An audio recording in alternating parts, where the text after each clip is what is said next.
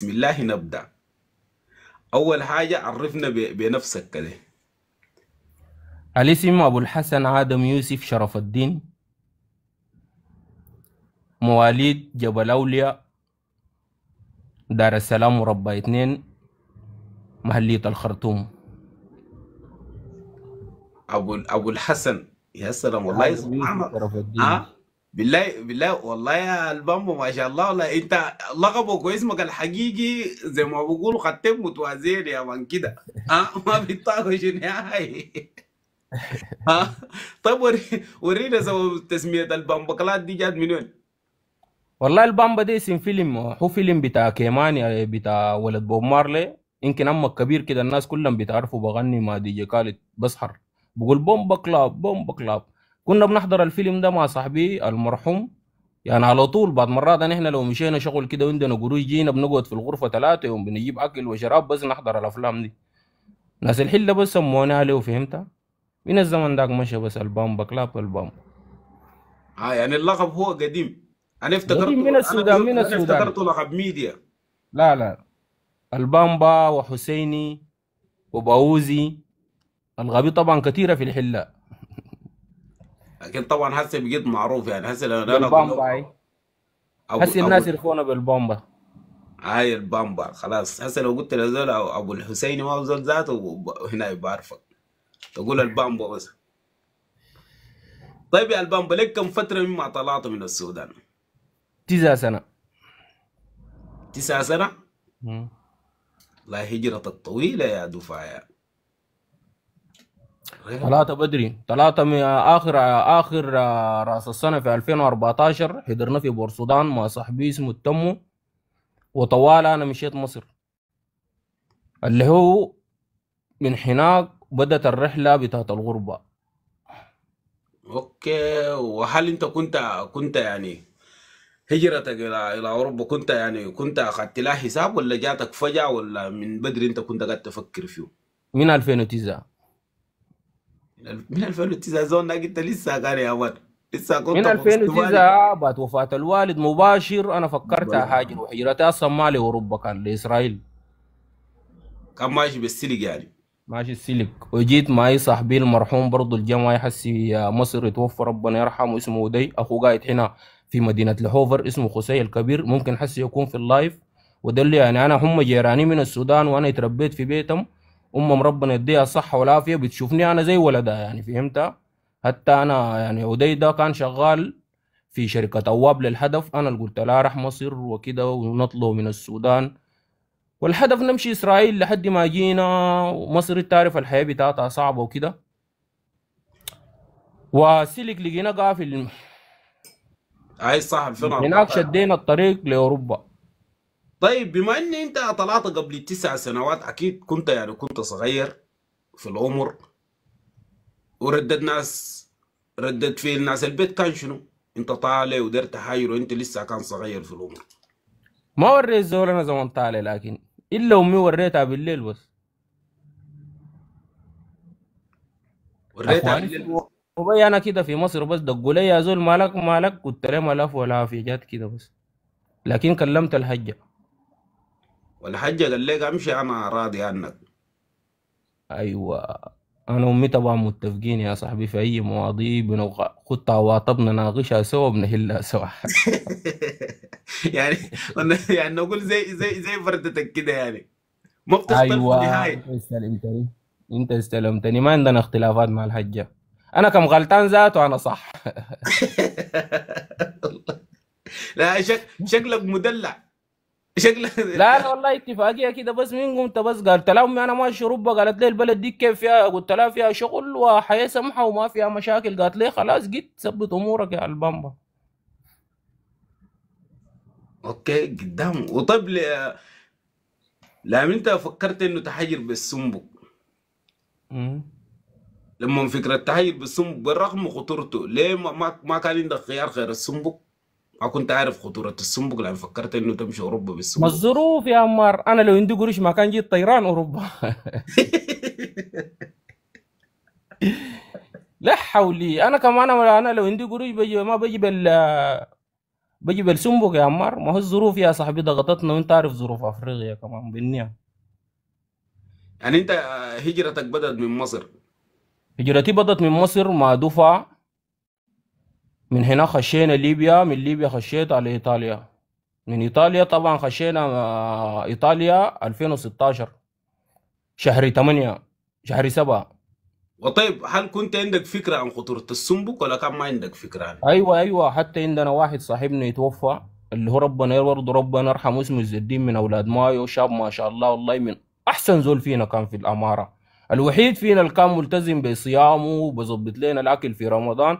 هو الوحيد الخرج ربنا يرحمه. والناس يعني موت ده كان كتير. الرحله اللي ماتوا برضه متذكر بسببها قفلوا الطريق بتاع مصر 2016 شهر 4، منه قفلوا الطريق ده اللي هو احنا طوالي. ما يحسي برضه يعني واحد من فرد زمان، هو ذاته كان جاي بمصر، والشارع قفل وخشينا ليبيا. يعني انت عشت في مصر سنتين. عشت في مصر سنتين إلا، يعني سنة سنتين وحاجة. الا. وكيف كانت الحياة في مصر؟ صعبة ولا بالنسبة لك كانت ايزي؟ يا أخدي وحياة الله أنا القساوة والمرارة شفتها من السودانيين اللي في مصر، لا حول. يا أخي أنا تيبت إلا هناك، ده أكتر قساوة في غربتي كده كله شفته من السودانيين اللي لقيتهم في مصر، وما كلهم يعني. ديل النقس اللي هناك يا صاحبي عملوا ماي بس أوهام. يعني انت واجهت صعوبات في مصر. بس مصر هاي، لكن ما واجهت تاني صعوبات في حاجة يا صاحبي، ومن دوناسين يعني ما من حاجة غريبة ذات. طيب احكي لنا عن المعاناة اللي واجهتك في الوصول الى ليبيا اثناء ما انت جاي ليبيا من مصر وجاي ليبيا، الصعوبة اللي واجهتك شنو؟ والله مرة نحن زمان جينا ماشيين، يعني كنا فرد كده زي 7 نفر، فهمت؟ يعني ما لقينا أي خطورة في الشارع، يعني ماشيين ورا الدليل، تك تك تك تك تك، بس كلنا لياقتنا ذاته كانت عالية، وإي زول يا زول ما قدر يخلي أخوه ورا وكده ورا المحرب لحد ما خشينا بالسلام الحمد لله. ما لقيت خطورة، لكن جوا ليبيا هو لقينا خطورة. وما مني أنا يعني، ما في واحد من الأخوان، لكن برضو الحمد لله جاد على خير.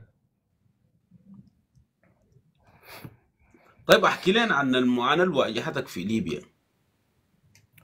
والله في التركينة، من يعني من محرب، ما يعني هو زمن هجمونا هجموا صاحبي فعلا. وزما يعني دقوا صاحبي، واللي وصاحبي بقى ينده اسمي، فهمت؟ بقول له البامبا البامبا بو الليبيين قالوا زول ده من السودانيين قاموا وصفوه وصفوني. بهناك الليبيين وروني شوية مزيكا أصلية. يعني عشان هو قايم بدقوا فيه وجاب اسمك جاب اسمي بس قالوا ده ذاته خاي وذاته ياخد حقه. اترجمت معه. اترجمت معه، اللي كان بقى لي بسبب خير يا صاحبي، انا قروشي ناقصه في التركينه، قال لي اخوك ده شنو، خليه اطلع معه رفيق يقطع البحر. انا تجدرت ناقصه شب انبرمت يا صاحبي. يعني انت يعني ما قعدت في ليبيا كتير.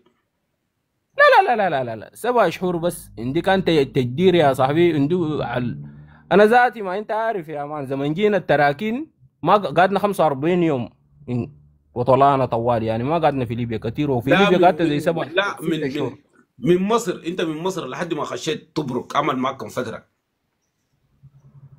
من مصر. كيف من لحد مصر لو تبرق من مصر؟ من مصر لو تبرق ما بنخش في يومين. انا قعدت في ليبيا 6 شهور. قعدت يومين؟ لا يلا الطريق من ليبيا الشرقية لليبيا الغربية، ما ديك كان الزمن ده كان بيتذكر انه كان انت بتجي ماشي بالشويرف وما اعرف لك الجفرة بن وليد. لا اوكي، انت قصدك يعني ايوه التحريب التحتي من بقول له شنو من طبرق لطرابلس. اي ما محرب ابجرين ده استغرق عندنا اسبوع في الشارع.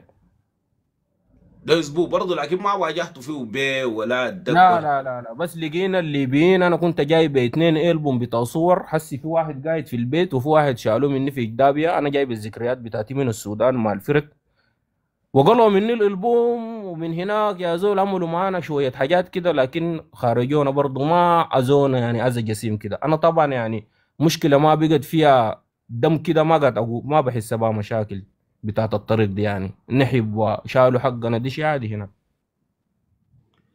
يعني والله كويس. يعني انت اسبوع واحد بس من زمن ده انا بتذكر في زمانكم ده 2000 و 2000 2016. 2016 ده كان عشان انت تجي من طبرق تجي طرابلس كان بتاخد فتره طويله يا مان، شهر شهرين حسب الكلام الجينا سمعناه يعني من الناس الجينا اللي جيناهم طولوا في ليبيا. انت يتسحل الزمن ده كان احنا مرقنا كان بقوموا بلموا الرحل بنطلع زي 15 لاند كروز العربيه اللي هم بهطلون التبو من هناك، اما ابجرين. احنا طلعنا بيطوف تقيل يا صاحبي، عشان كده الشارع كان مفتوح وبرشوا الطريق والبوابات راشنا الناس دي عبرة. ممكن تشرح لنا يعني شنو تركينا؟ في ناس بتسأل قال لك يعني شنو التركينا؟ التراكين دي بخطوك فيها تكون قاعد كده شفتوا 55 نفر ولا مليون نفر نسوان على رجال، وقاعدين الانضو مرت مع النصيح مع الدار يصلي من الماء بصلي، وكلكم محفوظين كده وتاكلوا مكرونه ناشفه وعصيده ناشفه الكدو اللي يجروا منك وتكون قاعد مصبن لحد ما زمن رحلتك تجي. يعني ما يعني مكان زي السجن. سجن اكعب من السجن ممكن. انا متذكر كان يعني في التركينه من القساوه في السودان يعمل بصلي بالناس غدروا بطوبه بورع، ادوا طوبه في راسه المصلين شجروا. انا من مكاني ما قمت في رمضان، والله جد الكلام ده في بني وليد، ادي الامام بتاع جامع غدروا بطوبه في راسه والمصلين جروا.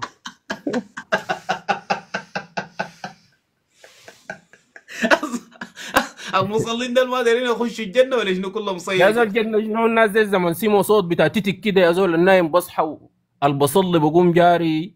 الناس هناك ايوه صح، الناس دي كلها فيلا دايره يعني بتخاف ربنا وبتصلي، لكن ما بزول دار يموت يا اسمك. الناس دي دار تعبر اوروبا.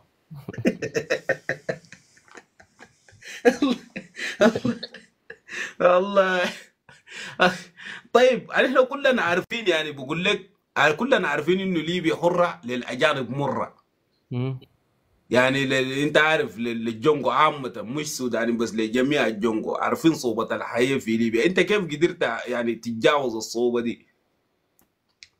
انا في ليبيا زمن جيت درست الوضع بتاع ليبيا. اول يوم جينا من مصر مربين شعرنا وعندنا اللابس سلاسل وجايين باللبس والنظافه بتاع مصر وعاملين متمسحين فازلين ونافشين شعرنا، بس ليبيين لقونا في السوق قالوا الناس زي دايشين. طلع لندك طلع لندك من هناك دارين حبونا، خشوا السودانيين بتاعين المطاعم القدام ديل اتدخلوا، ديل اولادنا سودانيين فكونا من الناس ديل. انا من جيت داخل السكن قلت بلف بملابس الشغل بتاعتي، بلف وسخان في ليبيا لحد ما اطلع منها. بمشي الشغل بجي لافت تلقاني في الشارع زي المجنون كده. انا عايش لحد ما طلعت استحميت في ايطاليا. ابو الزفت ذاته. لا انت ممكن جد ذكرتني والله. عندي فردتي كان اشترى تليفون جديد قام كسره فوق كده شق الشاشه فوق كده. قلت لهم على قال لي يا زول نازل يشوفوك شايل تليفون يا صاحبي فوني، يقولوا الزول ده تقدير يا مان. انا قلت لك بس يا القزازة بارد ماشي معي صح. واحد اسمه يحيى حسي قاعد هنا في فرنسا، شال قزازة البارد شربها وجداها، بس جداها كده عربيه قبضت فرمله قال له توسخ البلاد وفكوا له طلقه في رجله. علي بالايمان الزول ده شده ما جاري دار يطير عدل، ياخد كورين وبلحقوا ليه خشمه فوق جاري جري الموت داك.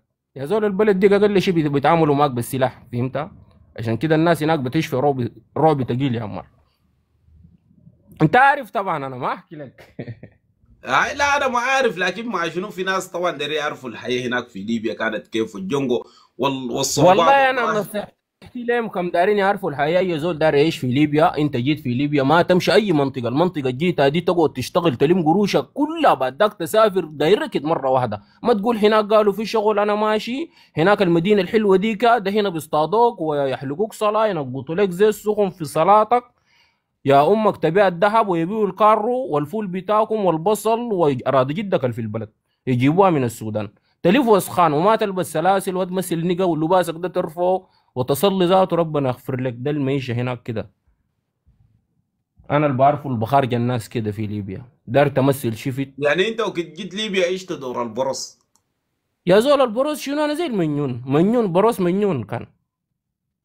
انا ما هناك دار اطلع يا مره يا زول. انا ما ممكن يقتلني ليبي جاهل يا زول يضيع لي حياتي. انا عندي مواضيع وراي مليون دي، لكن ما بعرف ليبي ما بعرف لك حاجه. بس هو عادي بديك تلقى بقتلك. انا يقتلني زول جاهل شايل له لابس له لباس ب 2 دينار يا صاحبي، وشايل سيجاره بدين ويلبس سيجاره بدينار.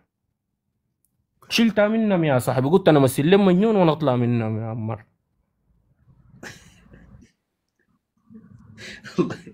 والله العظيم لا يعني انت والله والله البامبو ما شاء الله يعني لقيتك يعني لقيتك نفس تفكيرك في ليبيا نفس كان تفكيري برضه نفس البرنامج تعيش دور انت ما فاهم اي حاجه دور البروس الحياه ما واقع عليك. دائما العرب والليبيين في طباع عندهم التكبر والكبرياء، دائما انت تمثل لهم انت اقل منهم، تمثل لهم ما فاهم حاجه كده، بيحبوك ويخلوك تقدر تعيش معهم.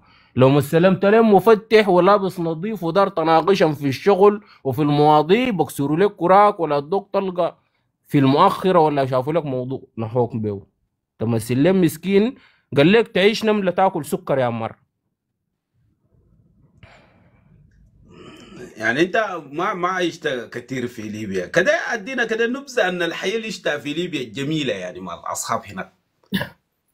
انا اكتر حاجه حبيتها في ليبيا يا عمار، ليبيا زمن جيت صحتي تصلحت، لانه مصر كان خلاص مرضتني، داري يرقدوني مستشفى ضيف، تجاني مضاعفات، قلت لهم وين انا تسرقوا كلاوي؟ قلت لي يا اخواني الماي هوي، انا دخلوني ليبيا زي ده هناك اموت قدام اخواني، ما ارقد مستشفى في مصر. جيت ليبيا يا عمار لقيت الجداد ب 5 دينار والعصير بدينار، يوميا بجيب جداده بحميرها وبمشي بشتغل رخام، انا بقول الاسبوع سمنت، قلت الحمد لله مصر دار تعقدني.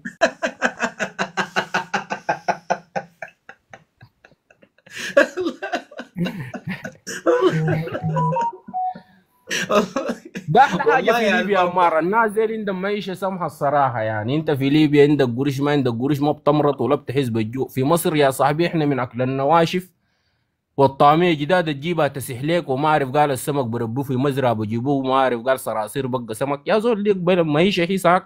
مصر بلد سمحه ويا شيء، لكن ما عجبتنا يا صاحبي. والله يعني انت في ليبيا العجب الطاقه النظيفه والحياه يا زول الطاقة والراحه. النظيفة أنا كمان ما بعرف بسايس المجرمين كيف يا صاحبي. لقيت الطاقة النظيفة ولقيت شغل، قلت الصيع أو المجرمين ديل بعيش معهم دور زول وسخان وزول جاي جديد وما لاقي ياكل، والقام في الطريق يا صاحبي اسلم ليه مساعي دم شويه المكنكه الفراسي دي كي لا يتعرف باولاد الحله لحد يطلع من ليبيا. ما انا يا صاحبي لو خطفوني هناك نبي شنو يا عمر في السودان ندي لهم. هنا يا زول انا الحاج تكل، وانت عارف وضع السودان ده كان كيف، انا بقيت داري اتنكد. والله والله البامبا غلط. ها والله يسيب على مسمى يا البامبا. يعني انت يعني انت اشتغلت فترتك اللي قعدتها في ليبيا اكتر حاجه قعدتها في الشرق صح؟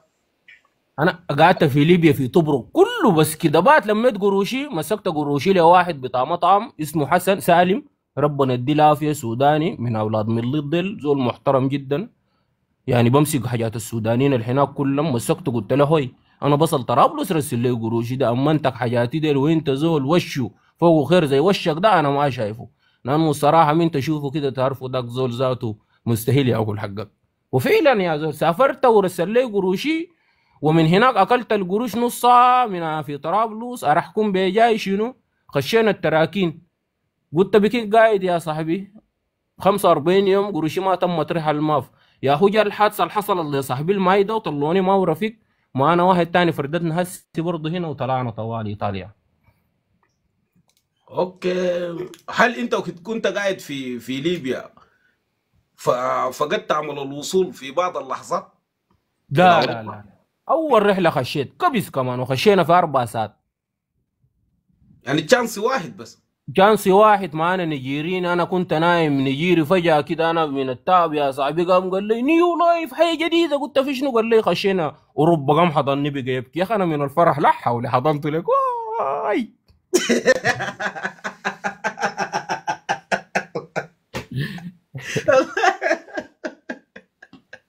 والله والله والله البامبا. والله يا صاحبي دقيت طوالي، جيت ايطاليا سري سري دقيت لامي قلت لها هاي امي انا قاعد، قلت لها جوا اوروبا بلد الارض والشو بلد الغندة، لو بدك تشوفوا صور وقلها، قلت لها لا من انتوا ذاكم تقولوا جنب البحر. طيب دقيقة قبل ما نمشي للحظات دي كده احكي لنا عن معاناة التراكين اللي مريت بيه. والله مهران التراكين اللي مرينا بها يا عمار انا ما بتحمل الجوع الكثير يا صاحبي، وقروشي قصرت يا صاحبي، وعندي قروش كنت ما ادري اكلها عشان دار اقطع البحر، ومكرونه ناشفه كده يا صاحبي، وما عارف افانه بتاعت ناس ما بيستحموا، ناس ما بيتساوقوا، ودنيا زي دي بس، لكن ما حصل لي حاجه يا صاحبي. ما قعدت كتير، ما قعدت فتره طويله في التركينه. لا على 45 يوم بقول لك، تقول لي ما قعدت فتره؟ انا يا اسمك قلت لك يا عمار لما بجروا مني جرى هنا داك يا صاحبي لو من التعب يا 45 يوم في التركينه. هاي باكل نواشف يا عمار، تخيل 45 يوم انا باكل نواشف يا عمار. يا اخي معقول يا اخي؟ انا قلت لو رجعت السودان لقيت ليبي لا حول، شفت النفق بتاع السوق المركزي ده كان قلت عادي بعمل معه نيليات من هناك. من فوق يا صاحبي ما, شغل بس. ما انا كان البحر ما بقطعه مرتين، قلت الرحله الاولى ما قطعت البحر برجع السودان بس بمي بشرك للليبيين في السوق المركزي، في السوق العربي، بس بجسك زي ده. منين؟ من ليبيا؟ تحكي ليبيا؟ عارفك ليبيا بغدرك بعد ده. انت الناس دي شايل امام جامد. لا بالرغم لا من انت وهمينا. بالرغم من انت اطلوا هسه انت اطلوا ما صاحبي. عانيت كثير يا البامبو في ليبيا. ما عانيت كتير، لكن الناس اخواني اللي انا شفتهم على الطلوم ليبيين، انا صاحبي المايدة يعني انا ما اقدر احكي لك ده لدرجه اهله فرشوا في السودان من الدق يا صاحبي. الليبيين دقوا 6 ليبيين يوم كامل بدقوا لا بطرش دم. انا شفته كده اول مره ابكي يا صاحبي، انا فجاه دموعي جات جاريه زمن قاعد يدقوا في الزود ده، بس قالوا ده اخوه شبكوني لك رجم انا ذاتي. يعني بس عشان انت قالوا انت اخوك بس بس رجموك. قالوا انا صاحبه بس كيبل في وشي يا عمار، بس قال جاب اسمي بس. لا يا سبحان الله. وما انا سوداني من اولاد كسل جننوا دقوا في راسه لاين بقى مجنون قاعد في ايطاليا، وما انا سوداني من الدق لما قام برس في لباسه كب نزل في لباسه يا صاحبي. راجل كبير يا صاحبي خلوه ينزل في لباسه مزيقه بس. وده كله بيسبب شنو كان؟ بنات صغار نيجيريات بيغتصبوهم لك، بنات عمر 16 سنه 20 سنه يا صاحبي، بيجوا يسوقهم لك بالليل غرسنا يا صاحبي. نحن بنكونوا قاعدين. رايك شنو يا زول؟ انت ديل الناس، انا شفنا المحربين اللي قاعدين في ليبيا احسن منهم اليهود بتاع اسرائيل. الكلام ده انا بقوله ليه لانه ما في يهود الليله بغتصب لي صغيره وبقتلها، ولا يهود ديل يا زول بيعملوا امايل، لكن ما زي حقه المحربين كان قاعد نشوفهم زمان دي. انت بتتكلم كيف يعني؟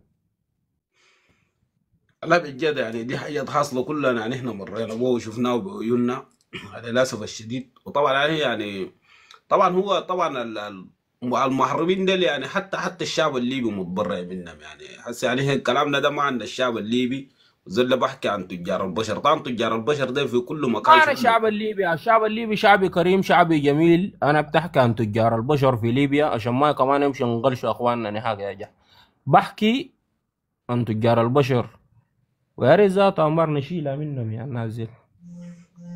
خلاص يا البامبا كده احكي لنا عن السنبك ومعاناته.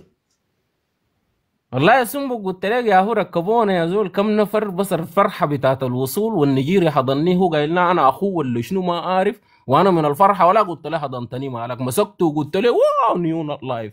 بقينا نكورك يا صاحبي يعني وخشينا انت بقيت انت 200 ذاته حسب يعني انت روما. ما مشيتوا يعني ما عانيتوا في السنبك حتى 4 ساعات ما بس. علينا، انا طالع رفيق مع صاحبي الايام ده، صاحبي الايام ده شلته وفي بنات 6 بنات نيجيريات بقوا يصلوا له بيتنوا به وعملوا له مكمدات في جروحه لحد ما انقذونا. انا ذاتي يا زول قاعد بعيد، قال لي انت اقعد بس انت تعبان يا زول، انا نوم ما بنوم كم 40 يوم. صاحبك ده شيله، صاحبك ده جيبه كده دق بالليل يا عمار يا زول. تمام ما بتعرف كمان يا صاحبي الناس دي. انا خشيت ليبيا قلت الحمد لله ايطاليا. لا انت شانسك كان كويس والله ما شاء الله لا من لا انا اول شانسي مره. كويس ما عانيت في الطريق. اسكادرا صح؟ ما اسكادرا انقذتكم؟ انقذونا نحن انقذتنا اسمها شنو سفينه بريطانيا، ودوكم ايطاليا على طول؟ سلمونا لايطاليان من سفينه لسفينه. الحمد لله على السلامه. طيب طبعا الله يقبل يا الحمد. البامبا الجونجو يعني احنا الجونجو عامه لانه كنا قاعدين في ليبيا عندنا مقوله شهيره بقول لك السنبك فكره والفكره لا تموت. هل انت ضد الجمله دي او مؤيده؟ انا صراحه يا صاحبي كما لي داير اخواني ديل تدجوا اوروبا هنا يا جا،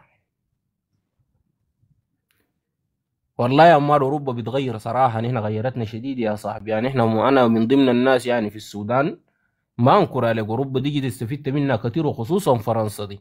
يعني لو كان كنت في السودان ما كن يعني حاجات الحسي اللي لقيتها ما هلقاهم كان صراحه، مع انه السودان بلدنا ووطننا، لكن الظروف والمعيشه الحسي فيه ما بتسمح لك تعمل اي شيء. وبالذات احنا الاسر اللي بقول لك الحامشين، الاسر الضعيفه دي اللي يكون عندك اخوانك برا في السعوديه ولا في اسرائيل ولا في اوروبا، حتى نقدروا يرسلوا ناس البيت يصرفهم. تلقى اخوك الكبير ما عارف في المركزيه ولا المباحث، وما عارف شنو، ابوك ميكانيكي ويتوفى وانتوا صغار، وامك بعد تربيكم. انت عارف قصصنا دي كلها اللي انتوا بتلفوا فيها دي. يا هو الغربه اللي هي قد تنقذنا يا جا. وطيب بالنسبة ولا ده خليه، وبعدين أنا السؤال ده بعدين أنا بجيب بس على كل يوم. طبعا بما إن أنت قلت لي، طبعا كان السؤال ده برضه نتجاوز، لأنه أنت أوريدي حكت لنا يعني لحظة، كان ده أقول لك أوصف لنا لحظة يعني فرحة الوصول على الأراضي بعد ما نزلوكم من السفينة كده في الأراضي مم. الإيطالية، هاي والهلم اتحقق. ما بعد ما وصلتوا الأراضي الإيطالية والهلم اتحقق وأنت بعد عرفت ما وصلنا الأراضي الإيطالية عمار، نحن من الفرحة يا زول جابونا كده يا صاحبي في مكان بقول له تورينتو، في قسم بتاع بوليس يا زول. من هناك قاموا قالوا لنا شنو في سوداني، قال لنا ما تبصموا، لو بصمتوا البصمة دي كثير أصعب. هسي الشباب يمكن قاعدين كلهم هنا في فرنسا، نحن الدفعة جينا الحمد لله أغلبهم كلهم قاعدين في فرنسا. المهم يا زول جابوا لنا واحد كده ما عارف داك مافيا ولا داك شنو، بس زول كده كبير وعنده دقن يا صاحبي، وعنده كحول في عيونه، ولابس قريب 15 حلق في اذنينه. بس يا صاحبي من هنا اول واحد داك قال ما اقدر يبصم، جر لك يده بالقوه كده، خدت عليك بصمه الاولى، الثانيه، الثالثه، الرابعه، بصمه له بالقوه وفات. الثاني جا برضه قال ما اقدر يبصم، بعد شويه صاحبنا الثاني داك بقى قاعد يتصارع معه، ياخد ضرب منه لك بنيه في عينه يا عمار، وقع هناك يا صاحبي. لا حتى لا الإيطاليين حول. ذاته بدقوا معاك فايتين البوليس كمان، البوليس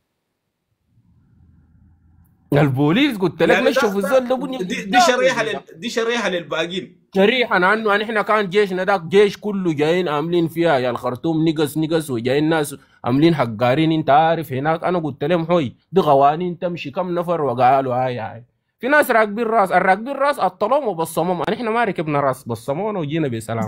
ما انتوا شفتوا اللي قدامكم اكيد طبعا به ايوه انت معلم. السعيد بشوف في اخوه، قال لك السعيد بشوف في اخوه. الله الله لا. ما انت حتى لو عبيت تبصم يا عمار لدرجه ترجوا اتنين كان السودان تصدق. طيب يا البامبا، احكي لنا واحده من الطرائف اللي مرت بيها في ليبيا، او اللي لقيتك في ليبيا ما قادر تنساها الان. اول واحده بتاعت صاحبي، انا ماشيين انا وهو قاعد يشرب برضه في القزازه البارد، وفجاه جدع القزازه بس قرابين اللي بينقبضوا فرمله وطلعوا سيلها، قال له توسخ في البلاد، يعني توسخ فوق ليبيا انت وفوق كلها تلقى في كرة. صاحبي ده قلت لك جاري عمار كريينه لما بطيروا لا خشمه من الخوف بالقبور. انا لقيته لك يا زول في البيت، الزول ده الساعه 5 ولا كم، لما متخطي بالبطانيه من الخوف. انا ذات غشت فيني الشريحه، بقى بالليل بقول لي اسمع لو نايم يا ابو نمس زيها في ليبيا بتجي طلقه.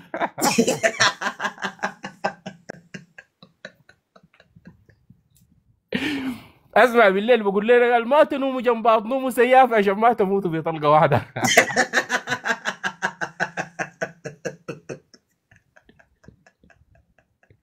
الله الله الله صاحبك ده قلت لك شاف طلقه واحده خلاص كله دقيقه بقى يحس انه في طلقه جايه. ليبيا يا صاحبي ماسيها ماسي، لكن انا عمار يعني الحاجات برضو ما خلتني يحصل لي حاجات في ليبيا ما كان قاعد الف كتير. انا بعض مرات يعني بعرف المناطق في ليبيا هناك ما قاعد امشي لها، وما يعني من الشغل للبيت، من الشغل للبيت. بالليل ماشيين نجيب ايش ولا خبزه ولا اكل، بنطلعوا ثلاثه اربعه وبنعزلوا اكبر احجام، والناس الحاقدين والما عندهم رحمه، عشان هذه لو جوا يبيني يقلوا منهم الاسلحه ويفكوها فيهم. سودانيين المغاضب، انا هو بمشي مع ديلك. لا والله سوداني هو مسكين حقيقه يا بيخاف البامبا، الله ودينك تقعد تحلحل دي المشاكل ما بليف معك هناك، دي حقيقه لانه كمان في الليبيين حق ما الليبيين. برحموا انت الليبيين ده لو ما فتشتم، يعني انت اذا بقيت زول ملتزم في شغلك وفي عملك من الشغل للبيت وبرنامج، ما عندك شغله ببرنامج نسوان وامشي بالدعاره وامشي اللي بجيب الكوابيس في ليبيا شنو؟ ده لا لا لا للجلال. لا، شوف يا عمار، ليبيا انت وحظك لقوك الصيع. خلاص انت تاني ملتزم ما ملتزم، ربنا بس كده صادف قابلت الصيع اللي فين ينحبوا الناس زي انت بروك مزيكا. ما عنده علاقه بالدارة، لا مش الجامع، طلعت من جامع، طلعت من الدارة، لا هو قابلوك الناس في مع الشارع الصيع ديل ما بتلموك. في كل مكان فيه، هسه ما عندنا بس هاي زول. ما قصدي لك كده، ما هي ما في ليبيا، ما الشعب الليبي، انا بتكلم عن الصيع يعني. لان هم بقوا لما ليبيا القانون انتهى في ليبيا من 2011، وليبيا بقت ما فيها امان، ويتملى الدواعش والميليشيات، يهو بقى بحصل المواضيع دي. ما برضه لكن انت من الافضل انه انت تلتزم في ليبيا، يعني من الشغل للبيت بقول لك وده افضل، يعني صح بيكون كده، اقل خطوره. تلتزم من الشغل للبيت لحد ما تلم قروشك تطلع طلعه واحده. لكن دار تعمل فيها هناك، قالوا في بنات فتحوا جنب دار امشي اشرب جبنه وما اعرف، في رديجو في مدينه هنا الشغل سمح، ولقيت لي لبسه مش اسحر ارسل صوره لبنات الحله، انت خلاص بلك ما انتهى في ليبيا. لكن بقيت زول شويه كده بتتصبن، تستحمى في الاسبوع 3 مرات ولا مرتين، وتلف بملابس مشرطه كده وتلم شغلك وتنبرم. ده في المناطق الوهميات، انا كان بعرفها هناك، ما كل المناطق اصلا يا صاحبي. في مناطق ما ضروري ذاته تلبس لبس، لانه زمن جينا أنا هنا كان في نهب كتير، في صياع كتر. اوكي تمام. طيب يا البامبا، لماذا اخترت فرنسا من باقي الدول الاتحاد الاوروبي؟ من السودان قالت نقول لي لما مشيت السلك مشيت اوروبا بجي فرنسا، لانه فرنسا انا متابعه من السودان عامله زي افريقيا كده، مليانه فارغه، عندما هنا الاكلات الافريقيه كلها بس على الفرد في الاسواق. عندنا اي حاجه هنا، في الكمونيه، في الويكه، في البصل، في اي مواضيع بتاعت السودان دي عندنا اسواقنا هنا. وانا احب الميشه دي يا صاحبي، ميشتنا دي. ما بحب ميشة الخواجات، النوع القوانين مصارمه وقوانين مصابه، والميشه بتاعت الناس الاقلين مره واحد دي، الميشه دي تجيب لي اكتئاب انا يا صاحبي. ما بحب الاقوليه المره واحد دي.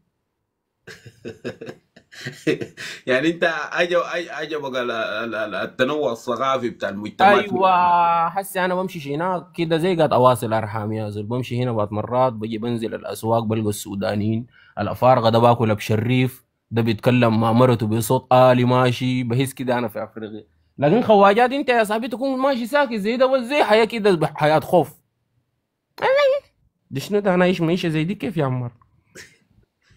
حقيقة هم حياتهم، يعني حياتهم يعني. حياتهم صعبة، أنا ما قمت بها، حد قدر ما والفت يتوالف ما قدرت، يعني قوانينهم صعبة شديد النازل، بس حياتهم كلها صمود، بس تكون صامت.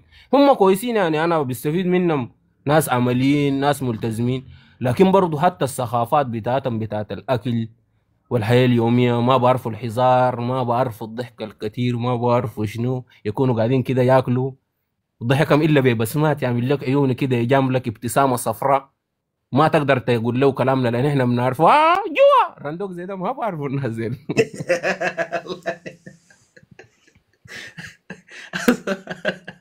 ما نازل ناس رسميات يا البامبا. ما هو كمان يا عمار، انا ماشي زي دي تجيب لي اكتئاب في اوروبا، انا ماشي زي دي يمكن نعيشها في السودان، انا في اوروبا في غربه، داير حاجه تواسيني، هم ده ما بلدهم زيهم، لكن انا هنا داير حاجه تواسيني، انا دي ما بلدي. انا عمار هنا بكون عندي بعض مرات يعني الواحد بكون ما شاء الله ربنا كرمه باي شيء، لكن ما مرتاح. نفسيتك وين يا زول السودان؟ انا بتذكر هناك السودان الجيران، بمشي هنا بشرب جبنه، بجي بخش بيجاي شوف الحله بيجاي، هنا الخالات احل بيجاي شنو بيجاي ناس يا زول.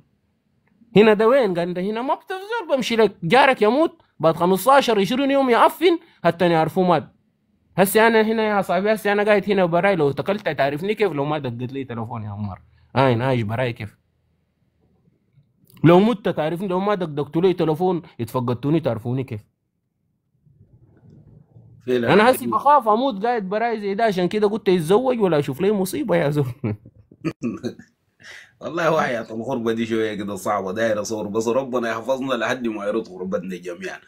طيب يا البامبا، احنا بنسمع يعني انت لما جيت فرنسا جديد، طبعا في اقاويل متداولة بقول لك يا زول ناس فرنسا دي لما انت تيجي فرنسا جديد الناس القدام بكبوك وكده، يعني على اقاويل، هل المعاملة دي واجهتك لما انت جيت دخلت اوروبا جديد؟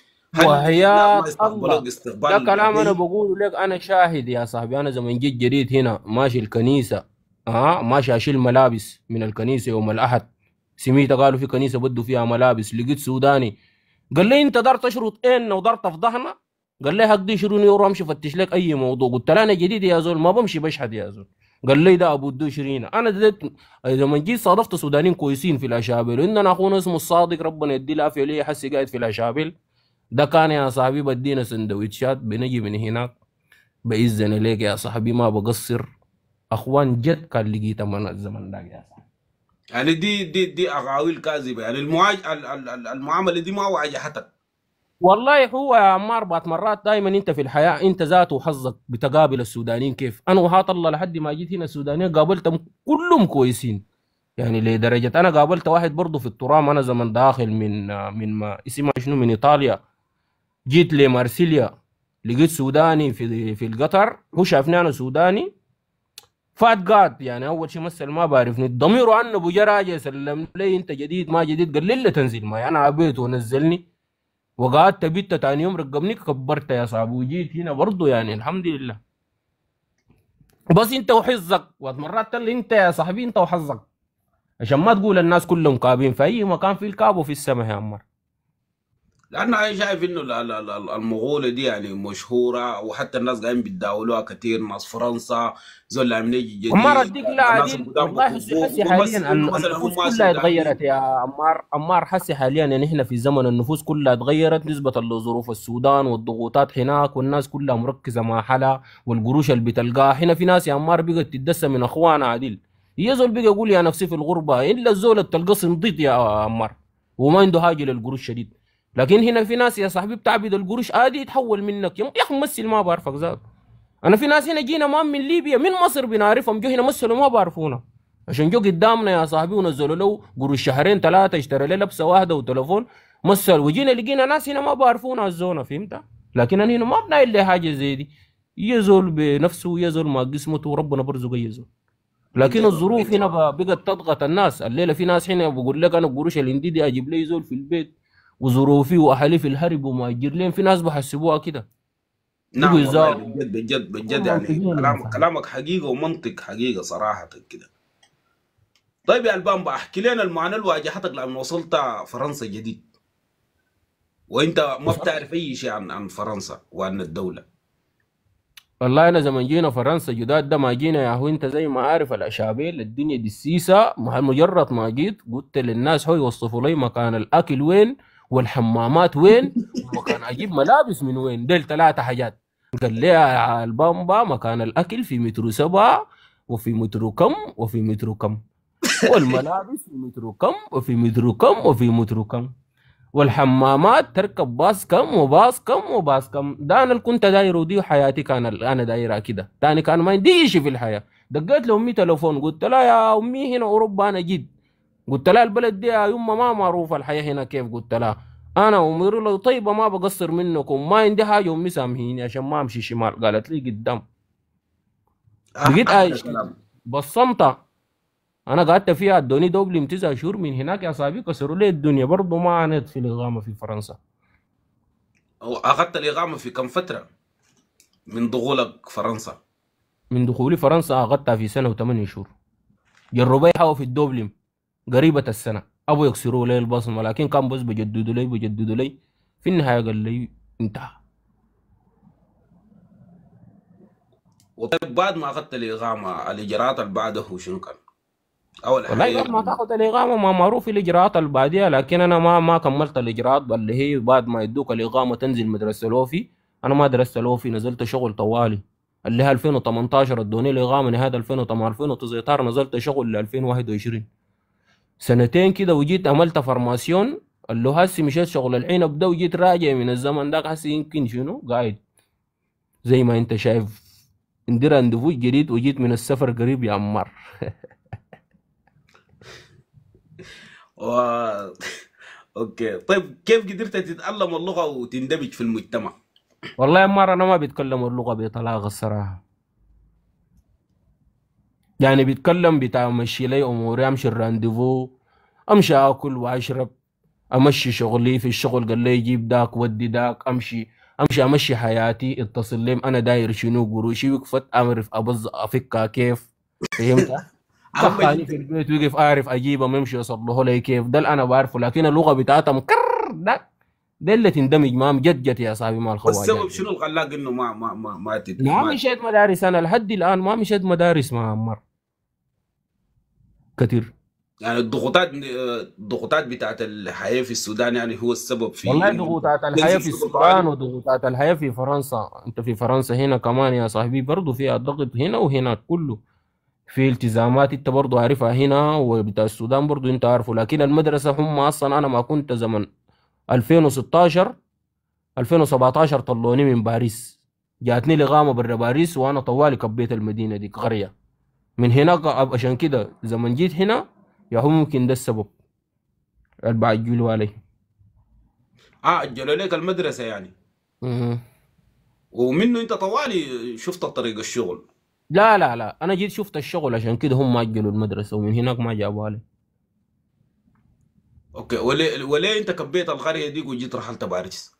يا زول قرية كلها أرانب وكلها أجايز وكلها ما أعرف كلاب وكلها ما أعرف شجر وغابات وما أعرف دكان منك 30 كيلو، وما أعرف يا زول أنا بطلع كده ألقى حبوبة درس على من الدكان ساي ترجع منك بعيد أنت كيف تتكلم معك تقول أنت دار تاكلها. أول مرة يشوفوا فارغة قلت للأسيستنت أنا ما بقعد في الحلة دي. قالت لي قال لو مشيت منها قال بنقلوا إقامة. قلت لا مش توري رئيس فرنسا توري الأمم المتحدة، أنا ما بقعد ليك هنا أنت مجنون ولا شو؟ سري سري لحبش الماي في الغرفه. قلت له انت قاعد هنا؟ قال لي انا خيت ما بقدر اطلع يا البامبا من هنا الا اكمل دراستي. قلت له قمت جيت نمت في شوارع باريس يا صاحبي، كم من هناك رفعوني نزلت شغل سريع. الاسيستنت طلعت بنت جزائريه اصليه كنا بنمشي نتمرن مع جكه، ربنا يديها العافيه يا صاحبي، هي ذاتها بتحب السودانيين شديد يا صاحبي. ومباراه ام درمان ديك اسمها نسيت اسمها ايمان ولا ناريمان، المهم ظبطت لنا الامور يا صاحبي بتاعت جينا من هناك. وكان وين القرية دي وين كان؟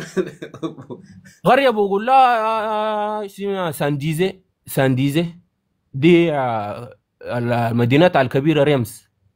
اه انت كنت اتجاه رمسي هناك. اتجاه ريمس، هي من قرى ريمس. طيب اكتر شيء عجبك في فرنسا شنو؟ كل أي حاجة في فرنسا عجبني. يا معقولة دي؟ والله ما في لازم بس ما في بس سلبيات بس إلا نهائي. الاكتئاب، إلا الاكتئاب فيها اكتئاب بعض مرات. أوروبا بعض مرات تكون فجأة كده تسحج يا صاحبي تقول دار ترجع السودان وكيف كيف. لكن من ناحية اللي باقي دول أوروبا اللي أنا شايفها دي، أنا بفضل لي فرنسا أنا عن نفسي. يعني في فرنسا اي شيء عاجبك، ما في شيء أي محدد. حاجة. حتى الرئيس ماكرون مستمتع مني لا انت. حول الله، هو ده كمان يا دوب ظبط لي اموري واداني غامه. الخال ماكرون. لا حولي، ده انا قاعد يتكيف له وكيف انا بشوف وشه سايب حزب السعاده من الصباح. انا كان قعدت صورته في خشم الباب بتاعي. هم مين جا كده ظبط لنا الامور يا زول. قال المهاجرين ديل ذات السودانيين ديل يا زول ياخذوا اقامات وافتحوا لهم فرص الشغل وعمل للناس مصانع. قال اللاجئين ديل كلهم يشتغلوا فيها.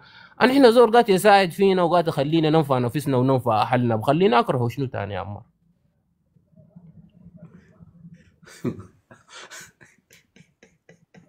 كيف ما يتكيف له يا عمار؟ لا حول. الخال ماكرون يا يا اخي. اخي انا كان متذكر اول قروش نزل علي ماكرون، قلت لاختي الصغيره بعد ده تشربوا جبنه بالدولار ياخذ لا ينقط تضحك. قلت لها انا بغندل الغندله مع ماكرون ده. قلت لها الدكان ماشي اجيب البون تدي دولار ده اللي قدام يا زول. الناس دي يا عمار برضه ما انت ناس ادوك اقامه واستقبلوك كمهاجر واحتضنوك كجزء منهم وادوك سكن وادوك شغل وادوك صحه وادوك حمايه. يا زول هنا في السودان داك يا عمار انا مره حصل لنا موقف كده ما بنساه لحد ما اموت. في واحد اسمه عبد الله زي ما بقول لك هو نيجيري، وجا كان السودان التسجيلات شهر 6 يسجل وكده كده ما سجل، وجا قاعد معانا كان في الحله متذكر قاعد في الجامع.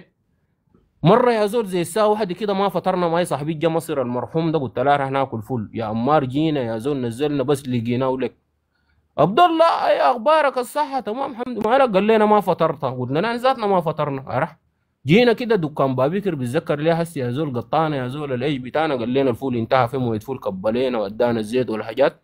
قاعدين ناكل الثلاثه. بعد شويه صاحبك قام بكى دموع جات نزلت في الفته قالت تقول السودان ما كويس، السودان ما كويس. بقام زي ده.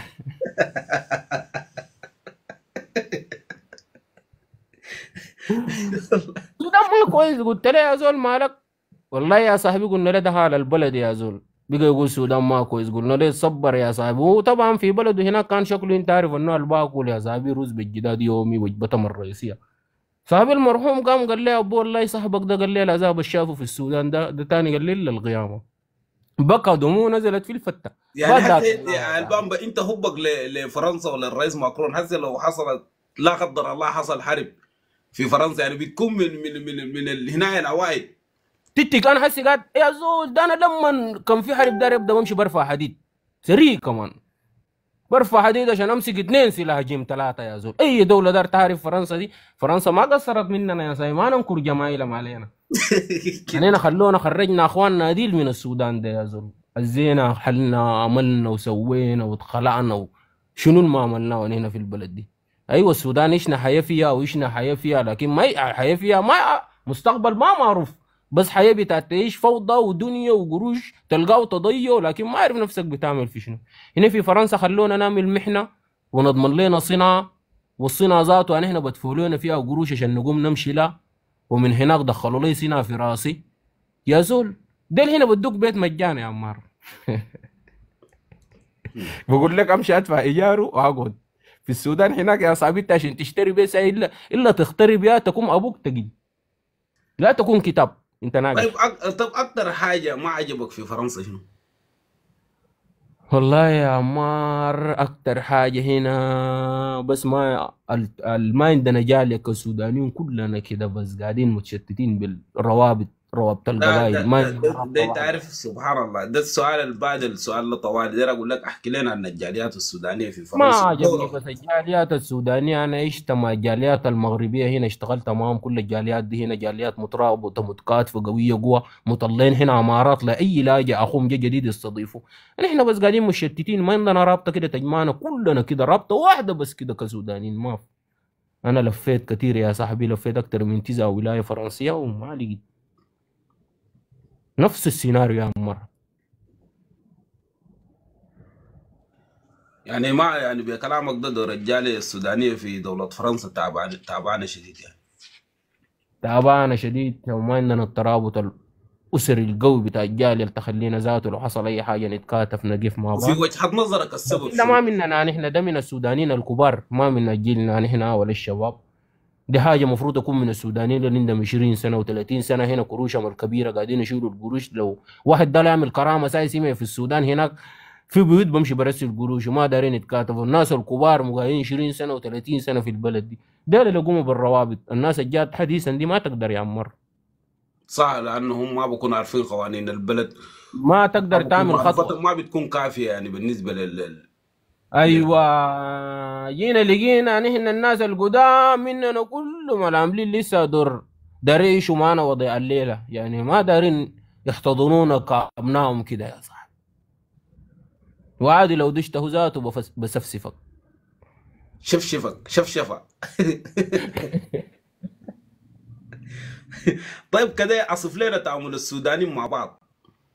كويس التعامل ما في وقاب، التعامل كويس هنا السودانيين يعني بالنسبه للشباب كلهم كويسين. الشباب طبعا يعني ما عايشين على العنصريه اغلبهم، 90% الشباب بقى شباب واعي.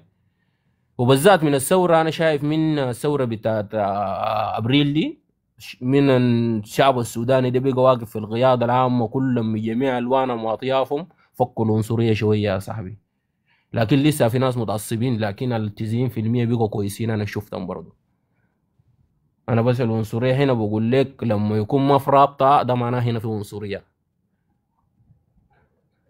لكن أنا ما حسيت بها كتير. طيب اكتر الجنسيات اللي حبيتهم في الغربه بتحسبوا منه وانت فعلا بجد يعني هم اقرب لك شديد بعد السودانيين؟ السنغاليين والمغاربة ديل اكتر ناس عملوني كويس هنا.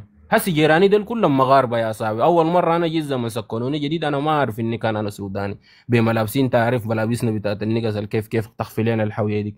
جريت جبت يا صاحبي كلام كتبت الله اكبر بره، جاي يا زول ما رمضان دقوا لي أنا رمضان مسلم مسلم، بيقوا يجيبوا لي الكسكسه والحاجات الحلوه والدنيا. هسي يا صاحبي اللي وقفتهم قلت لهم كفايه من الإزة.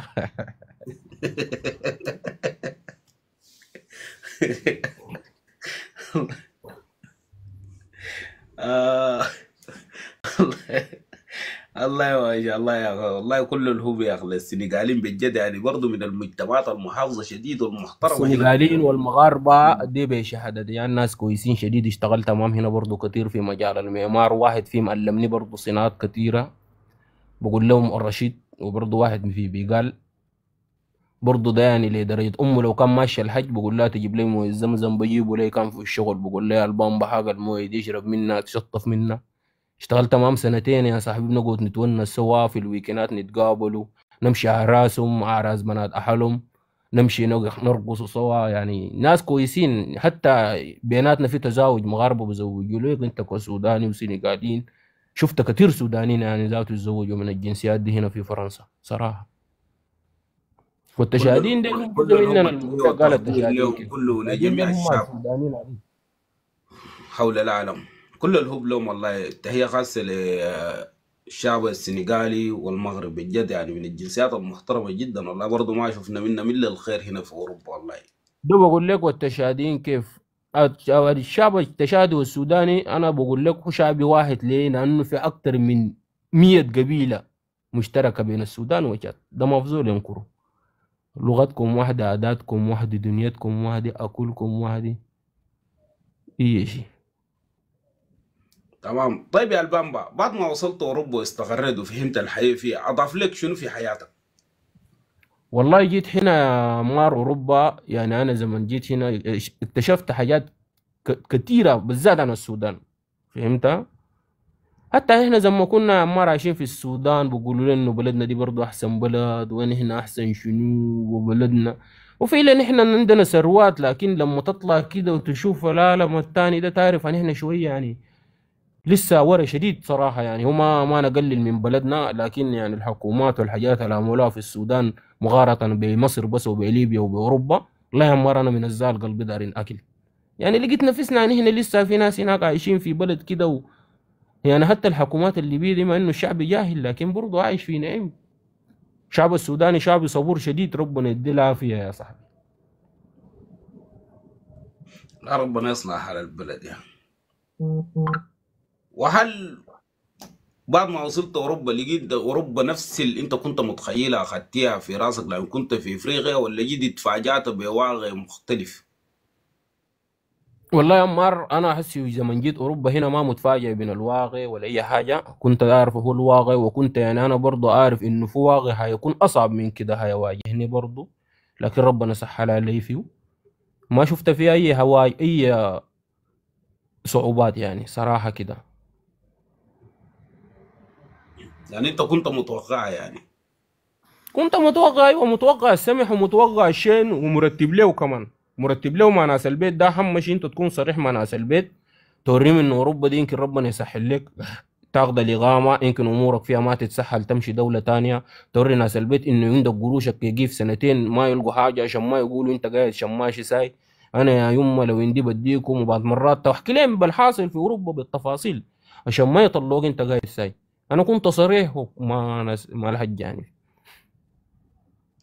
اهم حاجه الصراحه عشان ما تعيشهم في ستريس وفيلا في مواضيع وهم ما بكونوا عارفين الحاصل هنا شنو بجد الحاصل. يعني نتمنى انه الناس تكون صريحه مع اهلها في السودان، لانه اوروبا زي ما قلت يعني بجد يعني في ناس حسب قسمتهم. في ناس اوروبا بتدين من البدايه، وفي ناس بعانوا حتى بعد ذاك يعني يستقروا ووضعهم المادي يتحسن، وفي ناس يعني بيكونوا قاعدين سنين وعايشين تحت الكباري وحتى بفقدوا الامل وبكونوا مارين بحالات نفسيه كثيره. يعني الحالات دي حاصله كثيره هنا في اوروبا.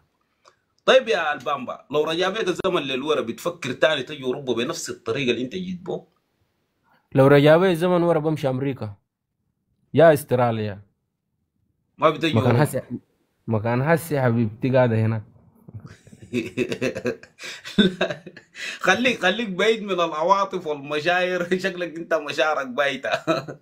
لا انا داير امشي كاني انا اصلا ماشي قلت لك زي ما عارف السيلك، لكن لو رجع بي الزمن بمشي امريكا، مع انه فرنسا افضل، لكن لو بقت على اوروبا افضل لي فرنسا. لو رجع بيك بالزمن اللي ورا ما بديت نفس الطريق الى اوروبا؟